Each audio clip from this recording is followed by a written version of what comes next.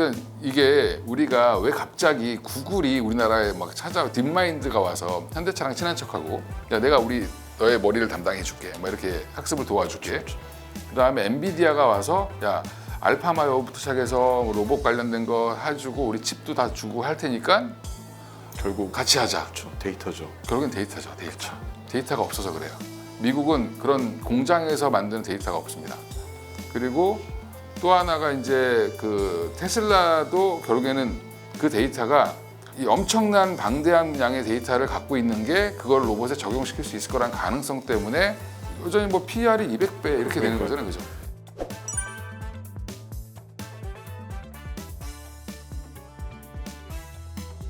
AI 시장이 이제 반도체 두뇌에서 몸통 로봇으로 움직이는 시장이 됐습니다. 이제 실제로 이제 우리가 알고 있는 이 피지컬 AI라고 하는 부분들이 굉장히 화두가 되고 있는데요. 실제로 엔비디아라든가 구글이나 메타 같은 경우들이 기본적으로 직접 이 피지컬 AI에 뛰어들기 시작하면서 시장의 흐름 자체가 바뀌고 있다라고 하는 얘기가 많이 들립니다. 오늘도 이권희 대표님 모셔서 이 피지컬 AI 시장에 대한 전반적인 상황을 한번 짚어보고 여러분이 궁금하실 만한 종목들을 한번 살펴보도록 하겠습니다. 안녕하십니까? 네, 안녕하세요. 제가 어떤 책을 봤는데 이런 말을 하더라고요. 우리가 알고 있던 AI가 보이는 AI로 바뀌고 있다고 얘기를 하고 있던데 실제로 이제 이 피지컬 AI가 갑자기 주목받기 시작한 이유가 뭐라고 생각하세요? 그러니까 피지컬 AI가 주목받은 거는 그 전에도 이제 휴머노이드 로봇도 있었고 그 다음에 이제 우리나라가 전 세계에서 가장 많이 산업용 로봇을 쓰는 국가 중에 하나인데 특히 이제 현대차 그룹을 보면 인건비가 차지하는 비중이 지금 한 10%대로 떨어졌어요. 10% 초반? 예. 예전에 30% 노무비가 이제 30% 이상 들었는데 그게 왜 10%대로 떨어졌냐면 거의 자동화가 돼 있다는 거죠. 예, 그러니까 이제 단순 입력된 것만 반복하는 로봇이었다라고 생각하면 많은 로봇 공학자들이 우리가 이제 공상과학에서 봤던 로봇은 나오려면 아직 멀었다라고 불과 한 2, 3년 전까지 얘기를 했었거든요. 자기 생에는 뭐 안 나올 것 같다. 로봇을 연구하시는 분들도 그랬어요. 근데 물리적 로봇은 만들었는데 이게 사람처럼 행동하게 하려면 엄청난 데이터를 집어넣어줘야 되는데 그 모든 경우의 수를 다 넣어줘야 되는데 이제 이게 AI가 발전하면서 한마디로 이제 우리가 LLM이라고 하는 거대 언어 모델 이런 것들이 이제 추론 과정을 거치면서 지금 굉장히 고도화되고 있잖아요. 그래서 그거를 그대로 로봇에 적용시켜서 얘한테 학습을 시켰더니 너무 빨리 되는 거예요, 이게.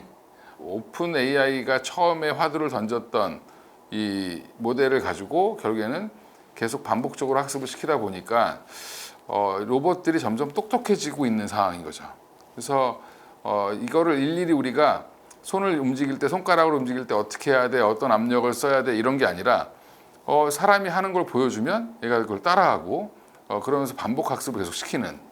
그래서 이제 우리가 어린아이가 이제 언어를 배우거나 그 다음에 걸음마를 배우거나 하는 것들을 이제 로봇이 이제 이거를 학습을 통해서 배우는 거죠. 이제 그런 거 이제 예전에는 이제 뭐에 관심이 많았냐면 액추에이터를 어떻게 잘 조절하느냐, 감속기와 가속기를 어떻게 움직일 거냐, 이제 이런 거에서 이제 그거는 그거대로 가는 거고 로봇의 이제 원가에 해당하는 부분 뭐 40에서 한 60%가 이제 액추에이터라고 하니까 그래서 이제 그런 기업들이 막 움직이다가 지금은 그게 아니라 네가 진짜 사람처럼 행동할 수 있어? 이런 것 쪽으로 이제 프레임이 완전히 바뀐 거죠. 그래서 지금 보면 뭐 현대차라든지 뭐 LG전자 같은 회사들이 이제 움직이는 이유가 되게 갑자기 로봇으로 움직이네 뭐 이렇게 얘기하지만 사실은 그들이 움직이는 이유는 그 전에 우리가 이제 코스닥에 있던 많은 기업들 뭐 레인보우 그렇죠. 로보틱스나 뭐 아니면 로보티즈나 이런 회사들은 휴머노이드 로봇을 할 수 있을 거야. 뭐 삼성전자가 밀어주면 좋아질 거야. 뭐 LG전자가 도와주면 좋아질 거야. 그 다음에 로보티즈 같은 경우는 지금 테슬라의 이제 옵티머스라는 로봇에 액추에이터를 납품할 수 있어. 그렇죠. 뭐 이런 것 때문에 이제 주가가 막 움직였다라고 하면 현대차랑 LG전자는 뭐 때문에 움직이냐면 로봇의 성능도 성능이지만 GPU를 갖고 있죠. 네, LG전자는 뭐 A 시리즈긴 하지만 그래도 한 LG그룹은 한 엑사원이라고 하는 데서 한 2만 장 이상을 이제 갖고 있고 그리고 지금 현대차는 이제 5만 장을 확보해 놓은 상태고 그리고 이제 이거를 고도화시키는 작업을 지금 계속 진행 중이죠. 그러니까 뭐 잘 모르시겠지만 현대차 그룹은 이미 싱가포르의 이제 공장에서 이미 로봇이 훈련을 하고 있었어요, 계속.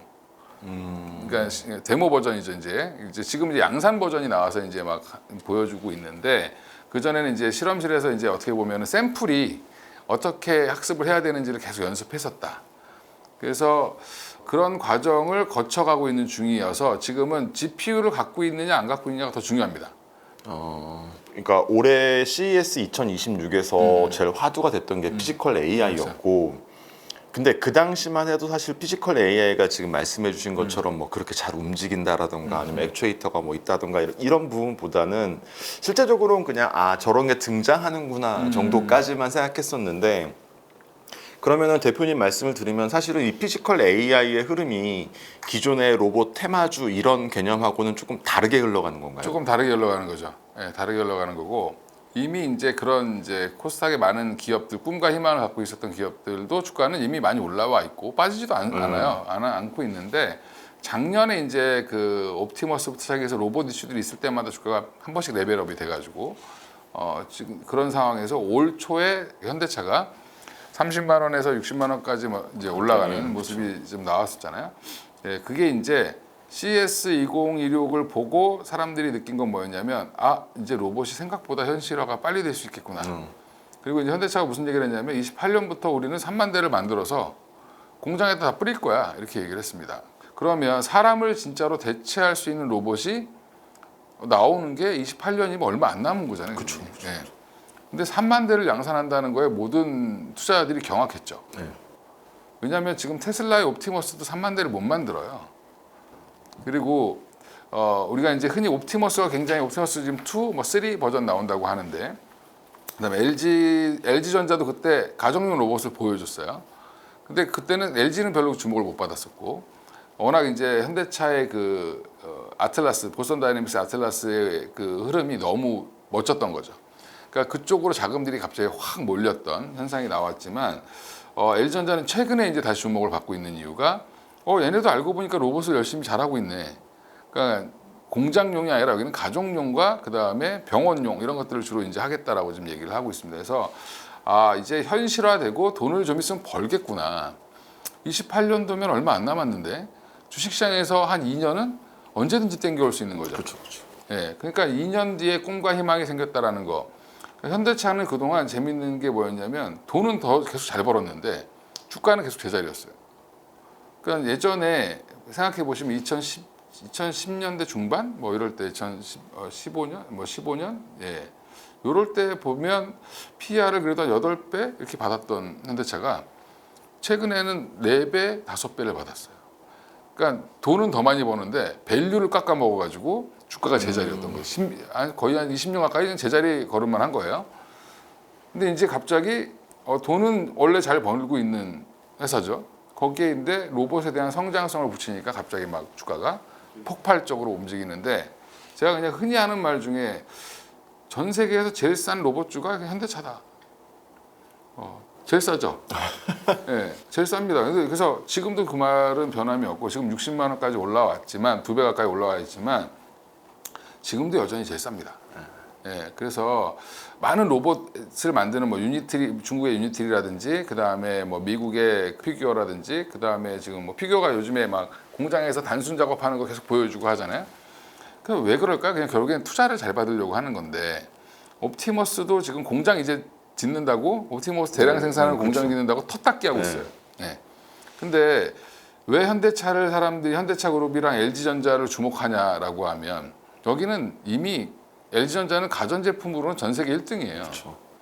거기에 이제 현대차는 자동차로 전 세계에서 지금 3등 안에 드는 회사고, 자동차를 만드는 거랑 로봇을 만드는 건 굉장히 비슷합니다.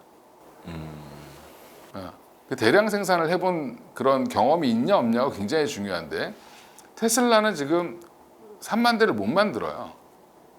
근데 옵티머스가 더 잘 학습이 되어 있다라고 얘기는 하지만 방향이 좀 다르죠.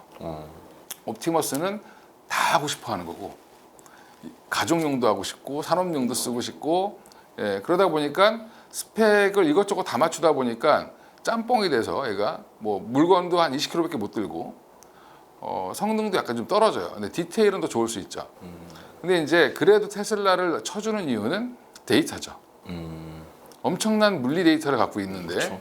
그게 로봇 데이터가 아니라 정확히는 자율주행 데이터예요. 그렇죠. 근데 자율주행 데이터가 이걸 가지고 로봇에 그대로 적용할 수 있습니다. 그러니까 이게 우리가 왜 갑자기 구글이 우리나라에 막 딥마인드가 와서 현대차랑 친한 척하고 야 내가 너의 머리를 담당해줄게 막 이렇게 학습을 도와줄게. 그렇죠. 그다음에 엔비디아가 와서 야 알파마요부터 시작해서 로봇 관련된 거 해주고 우리 칩도 다 주고 할 테니까 결국 같이 하자. 그렇죠. 데이터죠. 결국엔 데이터죠. 데이터가 없어서 그래요. 미국은 그런 공장에서 만드는 데이터가 없습니다. 그리고 또 하나가 이제 그 테슬라도 결국에는 그 데이터가 이 엄청난 방대한 양의 데이터를 갖고 있는 게 그걸 로봇에 적용시킬 수 있을 거란 가능성 때문에 여전히 뭐 PR이 200배 이렇게 되는 거잖아요, 그죠? 예. 그러니까 대표님이 정말 잘 지적해 주신 것 중에 하나가 사실은 전 세계적으로 지금 AI가 굉장히 발달해 있다라고 하는 미국이나 뭐 중국 같은 경우에도 로봇들이 공장으로 들어가면 제대로 된 생산품을 생산할 수가 없다라고 얘기를 하더라고요.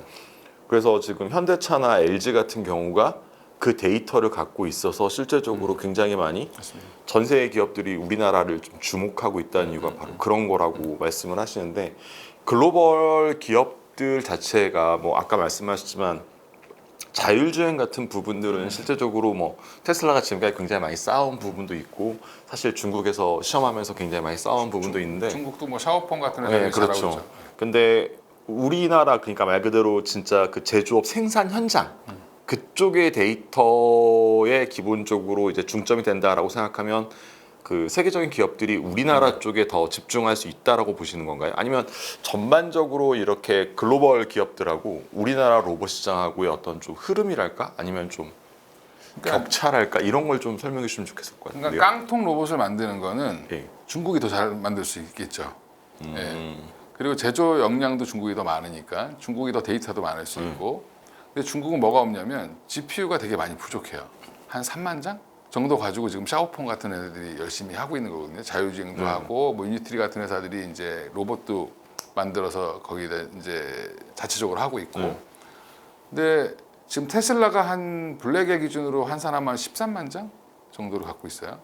그거를 이제 온전히 이제 자율주행이랑 로봇에 쓰고 있는. 그렇죠. 근데 이제 그러니까 현대차 그룹이 5만 장이면 세계에서 2등입니다. 2등. 네. 엄청 많은 거네요. 네. 5만 장 우리가 20만 장, 30만 장 이렇게 구매하는 구글이나 아마존 보니까 우리가 막 야, 우리 5만 장 이게 뭐 얼마 돼? 이렇게 얘기하지만 5만 장을 확보할 수 있는 나라가 생각보다 많이 없습니다. 그리고 서로 도와주려고 하죠. 왜냐면 중국이랑은 못 하니까. 중국이랑은 일단은 뭐 벽이 하나 있는 거랑 똑같잖아요, 지금. 그러니까 어떻게 보면 미국과 중국이 사이가 안 좋아진 게 우리한테는 엄청난 큰 도움이 되겠죠. 사이가 좋았으면 그냥 중국 가서 하죠. 그 얘기도 네. 이따가 좀 하려고 그랬는데 네. 이제 피지컬 AI가 이제 전문가들이 말을 할 때 이제 우리가 그냥 말 그대로 스마트폰에서 보던 AI가 몸통이 생겼다라는 식으로 말을 하더라고요. 근데 실제로는 잘 생각해 보면은 그 로봇의 두뇌가 실제적으로는 AI인 거잖아요. AI의 두뇌가 더 중요하다라는 말 자체에서 기본적으로 하게 되는데 운영 체제라든가 실제로 학습 데이터를 장악하는 게 어느 정도 우리나라 경쟁력을 갖고 있다고 보세요? 그러니까 지금은 현대차가 네. 자기가 못하는 걸 정확하게 인지한 거죠. 소프트웨어는 자기들이 약하다는 걸 알아요. 해봤는데 안 되거든 잘. 자율주행도 그렇고 잘 안 돼. 그래서 본인 투트랙 전략을 가는 거죠. 엔비디아의 도움을 받을 건 받고 딥마인드의 도움을 받을 건 받고 우리도 우리 나름대로 연구를 하고 그러니까 이제 이런 전략, 그러니까 남의 도움도 받고 그러니까 약간 안드로이드 체제처럼 간다라고 생각하시면 되죠. 예. 그러니까 테슬라는 애플의 형태로 자기 독자적인 걸 그쵸. 구축하려고 하는 네. 거고 폐쇄적인 형태로 가는 거고 현대차는 안드로이드 체제에 내가 오픈으로. 단말기를 만들어주는 삼성전자 같은 역할을 하는 거예요 지금은. 근데 이제 그렇게만 하면 안 된다는 걸 알기 때문에 뭘 할 거냐면 5만 장을 가지고 뭘 할 거냐 결국에는 그 로봇을 학습을 시키겠죠. 공장에서 3만 대를 만약에 양산을 해서 뭐 미국 공장부터 시작해서 전 세계 공장에 우리나라 로조가 반대하니까 우리나라는 최고로 늦게 들어올 가능성이 높아요. 그러면 이제 해외 공장들부터 먼저 뿌리겠죠. 그러면 거기에서 나왔던 데이터를 파는 겁니다. 로봇 파운드리도 하는데 그냥 깡통을 파는 게 아니라 야, 얘 이렇게 학습을 시켰어. 학습된 데이터로 같이 파는 거죠. 그러니까 실제로 그 2020년에 현대자동차가 보스턴 다이내믹스를 인수할 때 그때 말이 많았죠. 예, 그때 말일도 많았고 사실은 그 소프트뱅크의 지분 투자를 받기 시작하면서 2025년에서 2026년 사이에는 반드시 이제 나스닥에 상장시키는 걸 조건으로 해서 지금 계속 이렇게 현대자동차가 화두가 되고 있는 게 보스턴 다이내믹스가 이제 6월에 상장을 결정해야 될 텐데 그런 부분에서 보면은 실제로는 지금 현대자동차는 굉장히 공격적으로 하고 있는 거거든요. 보스턴 다이내믹스를 통해서 이제 스마트 팩토리라든가 이런 걸 전부 다 하고 있는 부분이니까 그러면은 사람의 어떤 노동력이라고 하는 부분이 로봇으로 대체된다라고 봐야 되는 게 정상일까요? 정상이죠. 그러니까 보스턴 다이내믹스가 그 정도까지 학습 능력이 된다 이렇게 생각하시는 거예요? 일단은 그러니까 보스턴 다이내믹스의 그 다이내믹이라는 것 자체가 이게 로봇의 동작을 얼마나 정밀하게 하느냐인데 그거로는 세계 1등입니다. 그 회사가. 그냥 단순히 이렇게 로봇기가 걸어가는 게 아니군요. 네. 그거 자체의 운동 능력이나 이런 거에 대한 기술력, 엔지니어적인 기계공학적인 기술력은 보스턴 다이내믹스가 1등이죠. 그래서 사실은 구글이 그걸 샀다가 근데 얘네들이 말을 너무 안 들으니까 돈만 쓰고 그러니까 팔았죠. 소프트뱅크한테. 근데 소프트뱅크도 사서 보니까 통제가 안 돼, 얘네 연구원들이. MIT 나온 약간 천재들 중에 보면 약간 이상한 애들 많잖아요. 예. 통제가 안 돼. 그래서 이제 현대차가 산다고 하니까 얼씨구나 하고 이제 한 80% 지분 80%를 넘긴 건데 나머지 20%도 이번에 상장 안 하면 그냥 현대차가 사오면 됩니다. 떠오면 된다. 근데 그런 얘기가 있더라고요. 네. 보스턴 다이내믹스가 그때 살 때가 뭐 1조 2천억? 네. 우리가 살 때가 지금 최소 가치가 30조라면서요. 그러니까 30조 정도는 나오는데 이게 더 받고 싶겠죠. 30조에서 50조를 시장에서는 예상하고 있던데 네. 실제로 그렇게 되면은 소프트뱅크가 그 지분을 다시 되파는 조건이 아니라 가지고 있을 확률이 더 많다. 이런 말도 많이 하더라고요. 그러니까 지금은 근데 그동안 유상증자를 엄청 했는데 유상증자 원래 이제 소프트뱅크가 20%를 갖고 있었는데 유상증자 참여를 계속 안 해서 지분이 지금 11%? 지금 18%에서 더 떨어져 가지고 한 15% 정도까지 떨어졌을 거예요 아마. 그 정도 된다고 말 들었어요. 네. 그러니까 지분이 많이 떨어져 있어요. 떨어져 있기 때문에 그걸 그냥 현대차가 사주거나 아니면 뭐 아니면 기다려라 이렇게 해도 되기 때문에 지금 별 의미는 없는 것 같고 지금 보스턴 다이내믹스가 상장하는데 상장이 성공하지 못할 거라고 생각하는 사람은 아무도 없죠. 네, 그리고 지금 이번에 월드컵에도 보스턴 다이내믹스가 광고를 할 거고 쇼를 한번 보여줄 거고 그다음에 지금 각종 로봇 서밋에 나가서 계속 뭘 보여주고 있어요. 이제 이거는 피규어가 계속 지금 뭐 물류 작업하는 거 하는 거랑 똑같은 거예요. 지금 투자를 더 잘 받기 위한 몸값을 업그레이드 시키기 위해서 지금 열심히 노력하는 거고 결국에 이게 잘 되면 현대차 그룹의 뭐 그러니까 순환 출자 고리도 아마 이걸로 끊을 수 있을 겁니다. 그러면 최대한 많이 받기 위해서 지금 30조에서 50조라고 하지만 뭐 지금 최근에 우리 스페이스X 상장한다고 할 때 보면 시장에서 평가했던 거에 지금 거의 2배죠. 그렇죠. 그 2배가 된 게 거의 한 달 사이에 된 거예요. 그러니까 보스턴 다이내믹스도 그런 흥행몰이를 하면 뭐 2배 이상으로도 올라갈 수도 있다. 100조도 가능하다 이렇게 보고 있습니다. 그러니까 아까 말씀하셨을 때 엔비디아나 사실은 테슬라가 데이터도 진짜 많이 갖고 있고 뭐 다 좋은데 실제로 산업 현장에 기본적으로 가서 투입을 시켜봤더니 얘들이 조금씩 어긋난다라는 거죠. 그렇죠. 네. 그렇게 되면 실제적으로 지금 대표님 말씀하시는 것처럼 현대차나 LG전자 같은 경우에는 이게 진짜 새로운 기회가 그러니까 산업용 로봇, 산업용 피지컬 AI로는 정말 기회가 될 수 있는 것이냐 어떻게 생각하세요? 이제 기회를 지금 잘 잡고 있는 거다라고 보고 있고 학습도 지금 굉장히 지금 잘 되고 있는 걸로 알고 있는데 싱가포르 공대랑 같이 지금 진행하고 있는 그 데모 버전이 있고 이제 좀 있으면 이제 미국에다가 이제 투입을 할 텐데 현대차 그룹이 지금 그래서 로봇을 제조하고 학습시키는 걸 현대차가 담당하기로 했고 개발하는 거는 보스턴 다이내믹스가 하는 거죠. 얘네들이 연구를 하는 거고 그 다음에 현대차는 만들고 학습을 시키는 거고 그 다음에 그 안에 부품은 현대 모비스가 하는 거잖아요. 그렇죠. 액추에이터는. 그러니까 이제 주요 부품은 거기 만들고 뭐 몸통은 화신이 만들어주고 뭐 이렇게 다 이제 역할 분담이 다 돼 있어요. 그럼 이거를 총괄하는 애는 또 누가? 현대오토웨이버가 해. 맞아요. 예. 근데 왜 총괄하는? 그러니까 결국에는 이제 자율주행 SDV부터 그 다음에 지금 피지컬 AI까지 이거를 전체를 다 컨트롤하는 건 현대오토웨이버가 합니다. 네. 소프트웨어 기업은 거기밖에 없으니까. 예, SI 기업이 거기잖아요, 원래. 그죠? 그래서 로봇 SI 기업으로 이제 완전히 탈바꿈할 거고. 그럼 기아의 역할은 뭐냐, 뭐 이런 사람들이 물어보는데, 거긴 SDV를 조금 더 강화시켜서 그렇죠. 나중에 기아는 뭘 할 거냐면 물류 사업을 할 수도 있어요. 물류 사업이요? 예, 사람이 없는 봉고 트럭에다가 그렇지. PSV라고 해서 SDV가 자동 그거니까요. 예, 그러니까 자율주행 차량을 만들어서 택배 사업을 할 수도 있죠. 거기에 근데 로봇 하나 실어서 로봇이 짐 내리고 특정 부분에 쓰면 날라주고 미국 같은 데는 충분히 가능하죠. 그런 게 그러니까 그런 것들이 지금 진행 중이고 그러니까 로봇 산업을 단순히 우리는 지금 보스턴 다이내믹스만 이렇게 딱 쳐다보이잖아요. 아틀라스만. 근데 현대차 그룹은 꿈이 더 커요. 그거보다. 네. 근데 이게 한 번은 짚고 넘어가야 될 부분이긴 한데 사실은 2, 3년 전에도 로봇주가 굉장히 코스닥에서 화랑이었어요. 그렇죠, 화랑이었죠. 그때도 막 주목 받으면서 금방 뭐 나올 거다 하면서 원래부터 그랬는데 그때 로봇 흐름하고 지금의 이제 피지컬 AI가 이제 막 화두가 되기 시작하면서 들어올 때 흐름하고 전반적으로 어떻게 달라지고 있다라고 생각하세요? 그러니까 예전에 화두가 된 건 협동 로봇이죠. 그렇죠.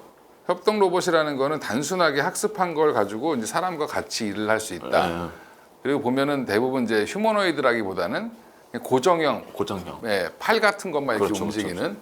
그래서 뭐 두산 로보틱스부터 시작해서 레인보우 로보틱스가 협동 로봇 시장에서 뭔가를 큰 걸 해낼 것 같다. 이런 쪽으로 갔다가 근데 그리고 이제 대기업들이 끼어 있는 회사들 중심으로 주가가 많이 올라간 거죠. 그래서 삼성전자가 또 레인보우 로보틱스의 지분을 일부 취득하면서 한번 올라가고 완전 자회사로 편입하면서 또 한번 올라가고 그래서 기대감이었죠. 기대감.